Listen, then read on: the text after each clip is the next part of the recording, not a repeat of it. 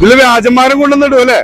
ആ, വ്യാജന്മാരൊക്കെ ഇടാൻ ചാൻസ് ഉണ്ട്. നമ്മളത് ഫിൽട്ടർ ചെയ്യും. അത് തെറ്റിദ്ധരിപ്പിക്കാനുള്ള പരിപാടികളൊക്കെ അതിപ്പോ എല്ലാ മേഖലയിലും ഉണ്ട്. നമ്മൾ നല്ല കാലത്ത് ഉപയോഗിക്കാന്നുള്ളതാണ്.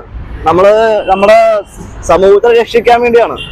അപ്പൊ നല്ല കാലത്ത് ഉപയോഗിക്കാം. പിന്നെ വ്യാജന്മാർ എല്ലായിടത്തും ഉണ്ട്. നമ്മൾ ഫിൽട്ടർ ചെയ്യും.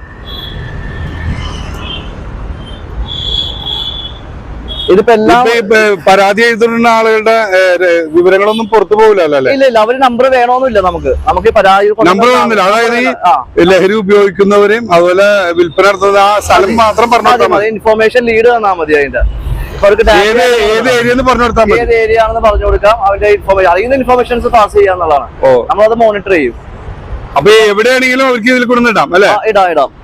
ഇതിപ്പോ നമുക്ക് കിട്ടിയ ഒരു 3-4 പരാതിയാണ്. നമ്മൾ ഈ നമ്പർ കാണിക്കുന്നില്ല. ഇപ്പൊ ഈ കഴിഞ്ഞ ആഴ്ച കൊണ്ടുവന്ന് വെച്ചാൽ 3-4 ദിവസം മുമ്പ്.